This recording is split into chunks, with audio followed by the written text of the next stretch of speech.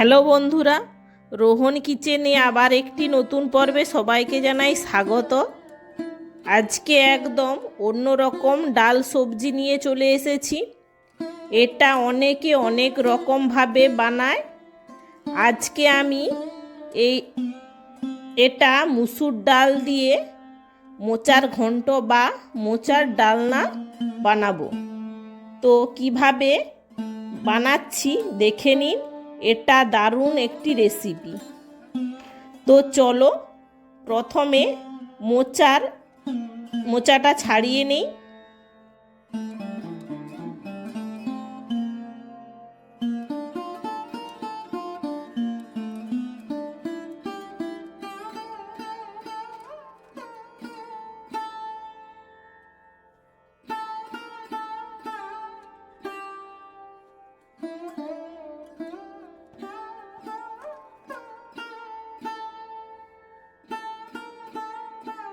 এবার মোচার এই লম্বা লম্বা অংশগুলো বাদ দিয়ে দিতে হবে।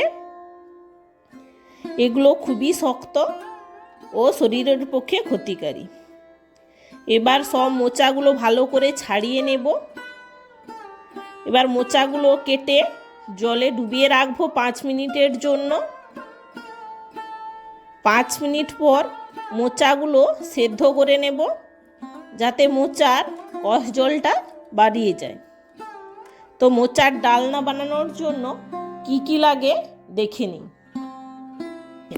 মুসুরির ডাল, বরবটি ও কুঁদরি কেটে রেখেছি, আলু, পেঁয়াজ, মোচা সেদ্ধ করে রেখেছি, লবণ, হলুদ, লঙ্কা গুঁড়ো, 5 ফোড়ন, লঙ্কা ও তেজপাতা। এবার একটি কড়াইতে তেল গরম করে দিয়ে দেব তেজপাতা,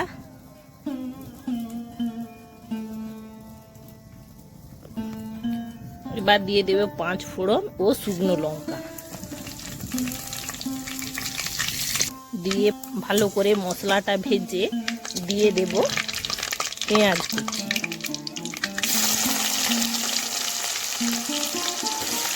পেঁয়াজ কুচি দিয়ে ভালো করে নেড়ে নেব। মশলাটা ভেজে আমরা কিছুটা মশলা তুলে নেব। এবার আমরা দিয়ে দেব কুঁদরি ও বরবটি। তোমরা এখানে অন্য কোনো সবজিও দিতে পারো। এই ডালনাতে সবজি দিলে ডালনা স্বাদটা খুবই সুন্দর হয়। দিয়ে ভালো করে নেড়ে নেব। সবজিগুলো ভাজা ভাজা হয়ে আসলে দিয়ে দেব আলু।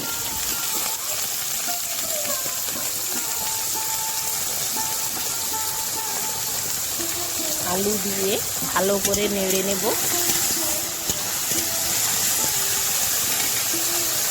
আলু দিয়ে ভালো করে নেড়ে দিয়ে দেব সেদ্ধ করে রাখা মোচা।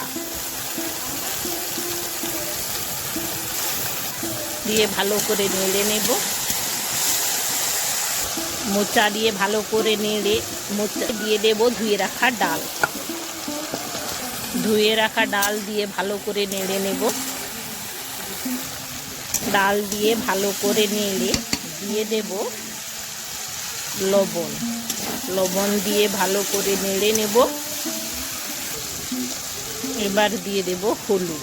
হলুদ দিয়ে ভালো করে নেড়ে দিয়ে দেব লঙ্কা গুঁড়ো। লঙ্কা গুঁড়ো দিয়ে ভালো করে নেড়ে নেব।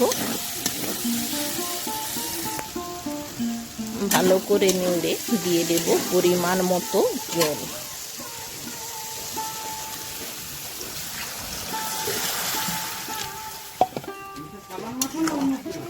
জল দিয়ে ঢাকা দিয়ে রেখে দেব 20 মিনিটের মতো, ডালটা যতক্ষণ না সেদ্ধ হয়। ডালনাটা আমাদের হয়ে এসেছে।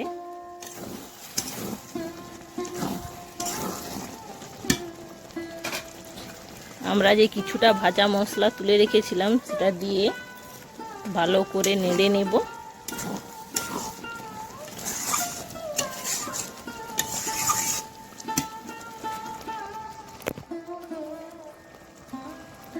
মশলাটা দিয়ে ভালো করে নেড়ে 5 মিনিট ফুটিয়ে নেব। এখানে লবণ প্রয়োজন হলে লবণটা দিয়ে দেব। আমাদের এখানে লবণটা একটু দরকার, তাই হালকা করে লবণ দিয়ে দিলাম। লবণ দিয়ে ভালো করে নেড়ে নেব।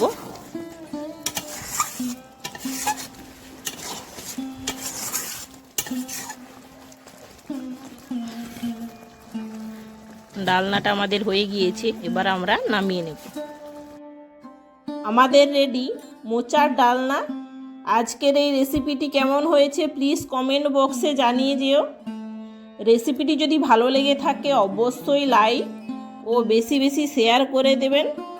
চ্যানেলে নতুন হয়ে থাকলে প্লিজ চ্যানেলটিকে সাবস্ক্রাইব করে পাশে থাকা বেল আইকনটি প্রেস করে দেবেন, যাতে পরবর্তী ভিডিও নোটিফিকেশান সবার আগে আপনাদের কাছে পৌঁছয়। এতক্ষণ আমার সঙ্গে থাকার জন্য অসংখ্য ধন্যবাদ।